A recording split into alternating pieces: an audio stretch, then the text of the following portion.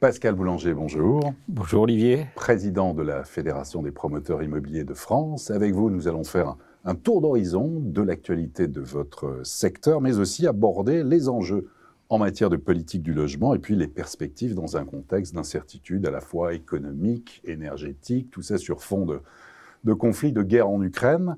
Tout d'abord sur l'activité du logement neuf. Alors vous publiez, votre observatoire, les résultats du troisième trimestre 2022. Avant de rentrer dans le détail, est-ce que vous avez le moral? Alors, j'ai un sourire, vous voyez, mais non, les chiffres sont pas bons. Donc, le moral, on l'a parce qu'il faut le garder. C'est un métier d'optimiste, être promoteur, on n'a pas le choix, mais les chiffres sont pas bons. Bon, alors on va voir justement en détail et vous allez commenter tout d'abord le premier slide. Voilà, c'est la construction neuve au troisième trimestre 2022. Pascal Boulanger. Alors, comme vous le voyez, la construction neuve, on parle là des autorisations. Oui. Les autorisations, on a une variation qui est très légèrement à la hausse. Faut savoir que depuis 2020, les chiffres que nous avons depuis les élections municipales, nous, on ne fait pas tellement ça par rapport au Covid, mais c'est surtout les élections municipales. Les maires sont très, très timides pour signer des permis de construire. C'est le moins qu'on puisse dire. Ouais. J'emploie même un euphémisme.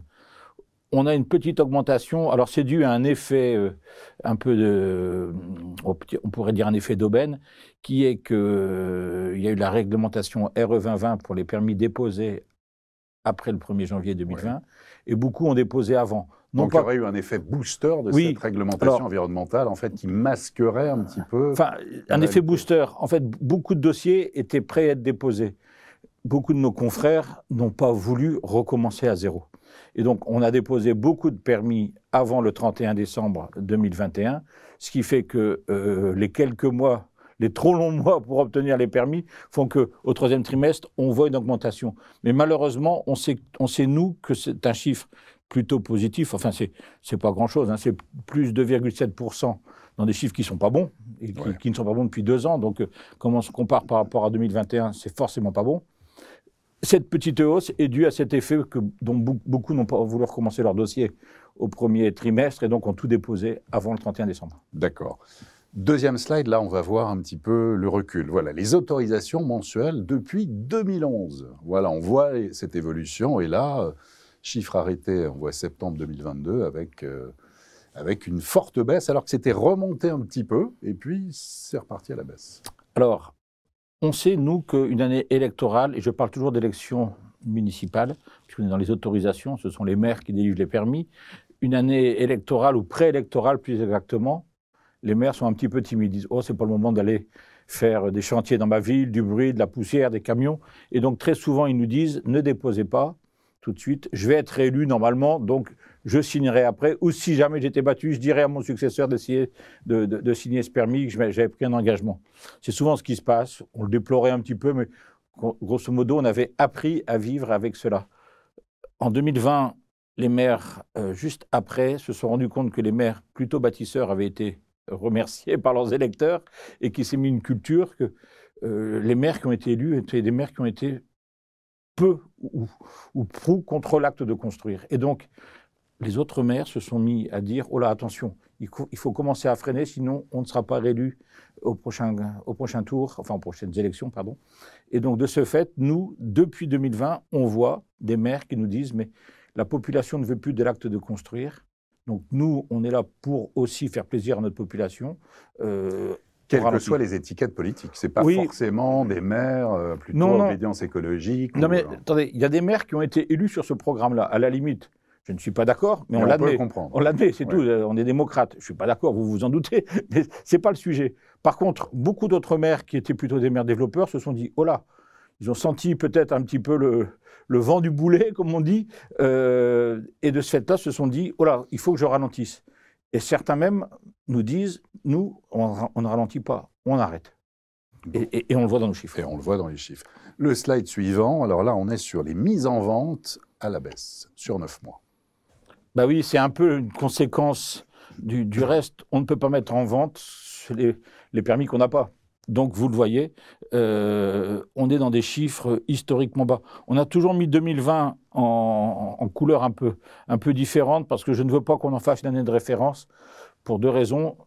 l'année d'élection municipale et surtout l'année Covid où nos bureaux de vente étaient fermés, les services instructeurs des villes étaient fermés, etc. Donc, mais vous voyez, si on retire 2020, on est dans le plus mauvais chiffre. Plus mauvais chiffre, et là, on verra sur les perspectives 2023, mais est-ce que ça veut dire aussi pour la profession, pour le secteur, des risques de fermeture en 2023, 2024, si la situation continue ainsi?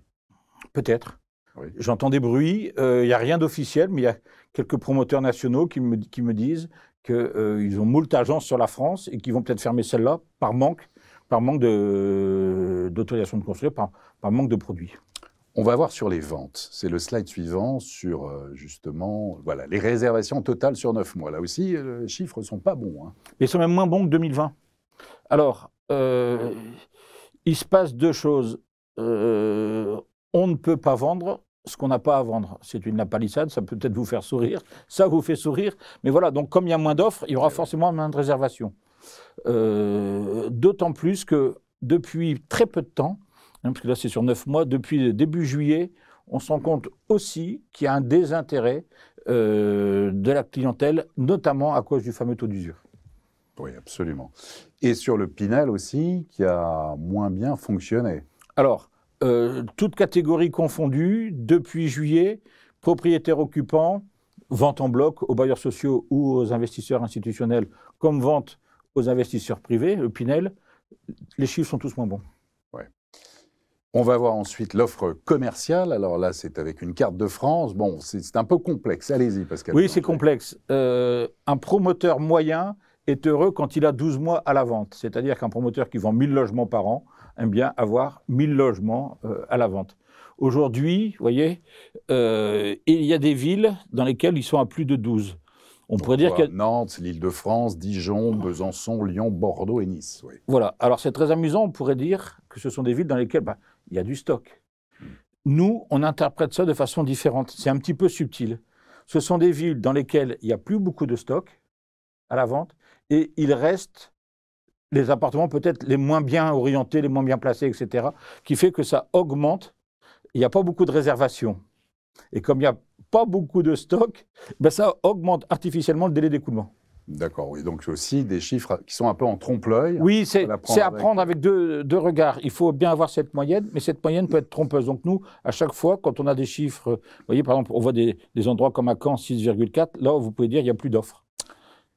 Mais quand vous voyez Bordeaux ou Lyon à plus de 12, voire près de 14 à Lyon, là aussi, c'est parce qu'il n'y a pas beaucoup de réservations. Donc, comme il n'y a pas beaucoup d'offres ni de réservations, forcément, le délai d'écoulement augmente. Et on va voir avec un dernier slide. Alors là, on va toucher, c'est le pouvoir d'achat aussi. C'est voilà, combien ça coûte, le prix du collectif neuf. Et là, bon, on a une stabilité en Île-de-France. Par contre, en région, alors là, les prix augmentent plus 8,4%. On est à 4 686 € en moyenne en région, 5 300 en Île-de-France. Voilà. Oui, alors, nous, on a des coûts de construction qui explosent. Et c'est là toute l'ambiguïté, c'est qu'on n'a pas assez d'offres. Il faut que vous sachiez qu'environ, alors ce n'est pas une stat, hein, c'est un petit sondage que j'ai fait, on a environ un programme sur 6 qui ne sort pas pour des raisons économiques. C'est-à-dire que en France. En France. Sondage, hein, c'est pas une vraie stat, mais j'ai fait ça avec mon comité directeur, c'est-à-dire mon bureau et les 15 plus gros promoteurs de France, et on sortait à peu près à ce raisonnement-là. Donc, c'est important parce qu'on manque d'offres, pas assez de permis de construire signés, et aujourd'hui, on se rend compte aussi qu'il y a des coûts élevés. Vous savez, nous, le coût de construction, c'est 50% du prix de revient. Ouais. Nos marges, j'ai toujours dit, elles sont de 7,5% en moyenne avant impôt, donc 5 après impôt. Un coût de construction qui viendrait augmenter de 15%, 50% de 15%, il y a zéro marge. Ouais. On peut pas, et les banques ne suivent pas si on a zéro marge. Donc, et quelquefois, quand on ouvre les réponses à nos appels d'offres, on voit des coûts de construction dépassés de 17, 18, j'ai vu plus de 20% par rapport à nos propres estimations, nos maîtres d'œuvre, nos services techniques, nos bureaux d'études, etc. Donc, si vous voulez, aujourd'hui, on a ce vrai problème. Oui, parce que est-ce que les particuliers vont-ils pouvoir suivre comme ça longtemps? Mais est-ce que c'est tenable? Mais je pense qu'on est arrivé au système, à la limite du système. Les arbres ne grimpent pas jusqu'au ciel. Et donc aujourd'hui, On s'est même rendu compte que forcément, la tentation, si ça ne passe pas, on augmente légèrement les prix, parce qu'on n'a pas de solution. On sait aujourd'hui que si on estime qu'il faille vendre dans tel endroit à tel prix, on augmente même de 100 ou 150 euros du mètre carré, ça ne passe plus. Et vous voyez, 150 euros du mètre carré sur 4006, c'est un tout petit pourcentage. Si je le fais de tête, ça fait 3%. Ça ne passe plus. Donc on est vraiment coincé. On n'a pas de marge de manœuvre sur l'augmentation des prix. Alors justement, Pascal Boulanger, la transition, elle est toute trouvée. Le gouvernement a lancé hier le Conseil national de la refondation avec le volet logement. Il y a autour de la table des professionnels de l'immobilier dont vous faites partie, oui, mais aussi des architectes, des politiques, des institutionnels, des citoyens. L'ambition affichée, redonner du pouvoir d'habiter, réhabiliter l'acte de construire et répondre aux enjeux de transition en étant à l'avant-garde. Tout d'abord, est-ce que ce Conseil national est à la hauteur des enjeux? Alors tout d'abord, merci et bravo. Nous, et vous étiez à côté de nous, vous animiez notre débat au mois de juillet à Strasbourg. On a lancé le 7 juillet notre fameux appel de Strasbourg dans lequel on demandait effectivement de remettre le dossier à plat. Donc là, c'est fait. Il y a effectivement ce Conseil national qui est mis en œuvre depuis hier. Ouais. J'y étais, nous étions à peu près 180 personnes, annoncé M. Klein, ministre du Logement. Est-ce qu'il sera à la hauteur des enjeux? Il est trop tôt pour répondre. Donc il a le mérite d'exister déjà. Oui, non, mais ça, merci et bravo. Ouais. Nous, on l'a demandé. Donc il existe. Il y a effectivement 3 thématiques. Moi, je suis très intéressé par réhabiliter l'acte de construire. Donc je vais m'inscrire dans la deuxième thématique, parce que je pense que le vrai sujet, il est là, personnellement. Tout le reste n'existera pas s'il n'y a pas de permis de construire. Hein. Donc il faut aller à la source, à la racine du problème, et c'est réhabiliter l'acte de construire chez les Français. On accuse trop souvent les maires. Les maires ne sont que le reflet de leur population. Alors, vous le disiez, ils refusent certains, d'autres décalent. Comment les inciter, justement, à... Moi, j'ai une solution que je préconise. Hein. Nous, la FPI, on a lancé donc à Strasbourg cet appel dans lequel on dit qu'il faut réfléchir une partie de la TVA immobilière sur les villes, sur les projets. C'est-à-dire que les maires aujourd'hui, depuis le 2 mars 82, sont eux qui signent les permis de construire, ça fait plus de 40 ans. Aujourd'hui, ils n'ont quasiment plus d'intérêt à le faire. Quel est l'intérêt d'un maire? Il n'a que des soucis. L'immeuble va prendre un petit peu de place, il va gêner les voisins. Ensuite, c'est des ennuis de chantier, c'est des bruits, de la poussière, des camions qui bloquent les rues. Et ensuite, il faut mettre des enfants dans les écoles, dans les crèches, et ils n'ont plus les moyens. Aujourd'hui, le maire est content, à la limite, quelquefois, quand quelqu'un attaque le permis. Moi, il y a des maires qui me l'ont dit, je le délivre, mais pourvu qu'il soit attaqué. On en est là. Il faut vraiment que... Donc les inciter via notamment la TVA? Oui, il faut prendre une moyenne de ce qu'ils construisent. Je donne un exemple, sur les 3 ou 4 dernières années. Et puis, s'ils atteignent cette moyenne, c'est tout, c'est normal, mais s'ils la dépassent un petit peu, une partie de la TVA, des immeubles qui sont faits, serait pour eux. J'appelle ça gagnant-gagnant. On va plus construire, on va encaisser plus de TVA, donc l'État sera gagnant. J'ai expliqué ça à monsieur le ministre Le Maire en lui disant, parce que lui, il avait peur qu'on touche à sa TVA. Et je lui dis toujours en rigolant, mais vaut mieux avoir un pourcentage de quelque chose que 100% de zéro. Et aujourd'hui, ça fléchit tellement qu'il va y avoir moins de recettes. Donc, il faut trouver un système où tout le monde est gagnant. Faut-il instaurer un statut du bailleur privé, le reconnaître comme un acteur économique, en fait, que grâce à lui, ça permet en fait de construire des logements, de loger des gens? Est-ce qu'il faut instaurer ce statut du bailleur privé?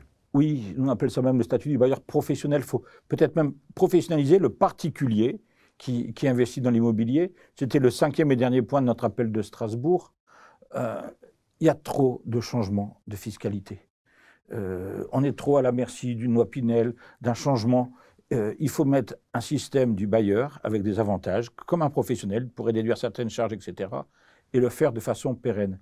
C'est plus possible. Nous, quand on explique à quelqu'un son régime des plus-values, dans 15 ans, on lui dit la vérité, mais on sait qu'au fond de nous, on lui ment un petit peu, ça va sûrement changer 3-4 fois, à partir d'aujourd'hui jusqu'au moment où il vendra. Donc, instaurons un statut pérenne, comme un professionnel, il a des charges, il est déduit, plutôt que des lois fiscales qui, à chaque fois, sont remises en question par Bercy, qui dit oui, mais c'est un effet d'aubaine, je vais la retirer, je vais la remettre. C'est pas sérieux. Faire du logement l'avant-garde de la transition écologique, construire bas carbone, innover, répondre aux nouveaux usages, il y a une décote rouge avec les logements qui sont classés F et G. On en parle beaucoup, qu'il faut rénover, sinon ils seront interdits à la location. Pourquoi il n'y aurait pas demain, à l'opposé, une performance verte pour les logements neufs qui répondent aux dernières normes? Au-delà du classement avec l'étiquette de la lettre A, la meilleure, on pourrait, pourquoi pas, établir un carbone score. Est-ce que la Fédération des promoteurs immobiliers pourrait aller en ce sens? Alors moi, je ne suis pas trop pour les réglementations. Je trouve que c'est toujours rajouter des couches au millefeuille et à un moment, ça devient lourd. Non, simplement, nous, sur la RE 2020, même sur la ZAN, on n'en a pas parlé, on est assez favorable à tout ça. Si et seulement si on nous laisse faire notre métier. Quelle est la meilleure façon de renouveler le parc? C'est en détruisant des passoires thermiques pour faire de nouveaux immeubles très, très bas carbone, si vous voulez. C'est pareil, vous ne m'avez pas posé la question, mais je me la pose. Des fois, on me pose la question, êtes-vous pour ou contre la ZAN, la zéro artificialisation nette?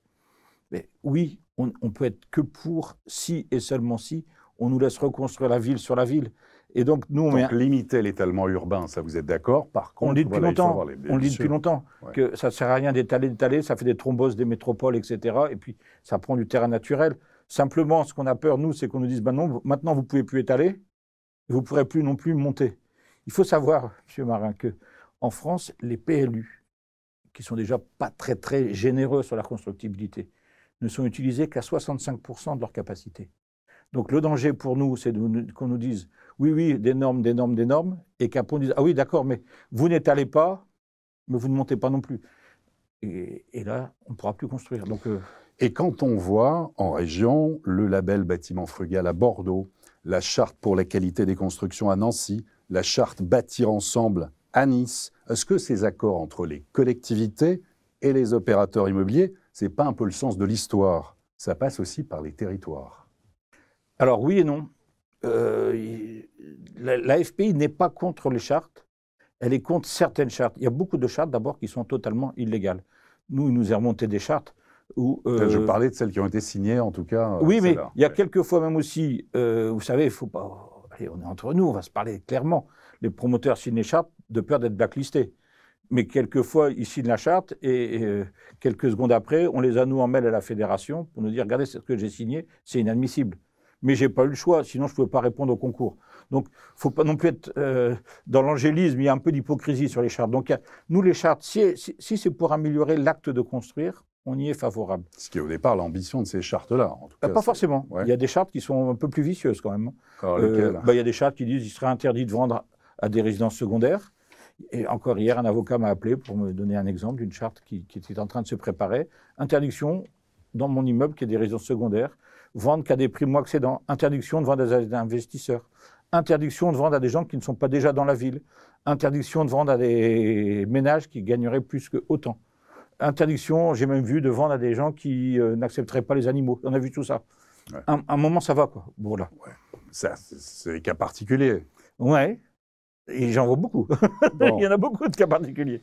Alors, pour terminer, pour illustrer que votre métier quand même évolue, change, on va voir une sélection là, de programmes qui sont primés, concours des pyramides, en région, et vous décernerez bientôt la pyramide d'or. Voilà, on peut bâtir aussi écologique, tenir compte de l'environnement. Voilà des exemples on va le voir sous forme d'un diaporama de construction à la fois. Le Vésinet, on est à Bordeaux, on est à Lille. Un commentaire, Pascal Boulanger? Oui, la soirée des pyramides qui sera présidée cette année par le célèbre avocat pénaliste Franck Berton aura lieu le 13 décembre. C'est un peu nos Oscars à nous. J'aime dire que l'acte de construire est nécessaire, utile et noble.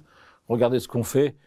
C'est fini, c'est les boîtes à chaussures des années 70, parce qu'il fallait reloger une population d'après-guerre. Je ne vais pas critiquer mes prédécesseurs, ce serait trop facile.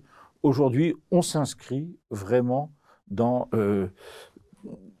les projets esthétiques, dans le beau, dans le durable. Je pense même qu'il y va de l'essence même de notre métier. Je dis toujours, presque en plaisantant, quand le maire dit « Regardez ce que j'ai fait dans ma ville, même s'il n'y est pour rien, c'est un promoteur, on a gagné ». Il faut qu'il y ait une fierté de notre réalisation, que cette fierté soit celle du promoteur, de l'architecte, de tous ceux qui ont participé à l'acte de construire, mais aussi du maire. Et je pense que là, on a notre raison d'être. On voit aussi là des exemples avec des réhabilitations. En conclusion, on va être sur 2023, les leviers de croissance, les leviers qui permettraient de de redonner le moral, en tout cas aux promoteurs immobiliers? Une réflexion donc sur un fléchage de la TVA, je vous l'ai dit, pour donner aux maires des arguments pour signer des permis de construire. Une réflexion sur le taux d'usure qui est trop pénalisant en matière immobilière. À quoi ça sert d'avoir un taux d'usure en matière immobilière qui bloque le système alors que le bien prend de la valeur? Vous empruntez à 3% et le bien prend 6-7% de valeur par an. Donc je ne vois pas où est le danger. On a des banques suffisamment responsables aujourd'hui, donc revoir ce taux d'usure et trouver un système pérenne, le statut du bailleur privé. Une petite pause sur les normes aussi, peut-être. Laissez-nous le temps de souffler un peu. Voilà un peu les préconisations. Pascal Boulanger, merci beaucoup. Merci Olivier. Et à très bientôt pour une prochaine édition du Club Immo.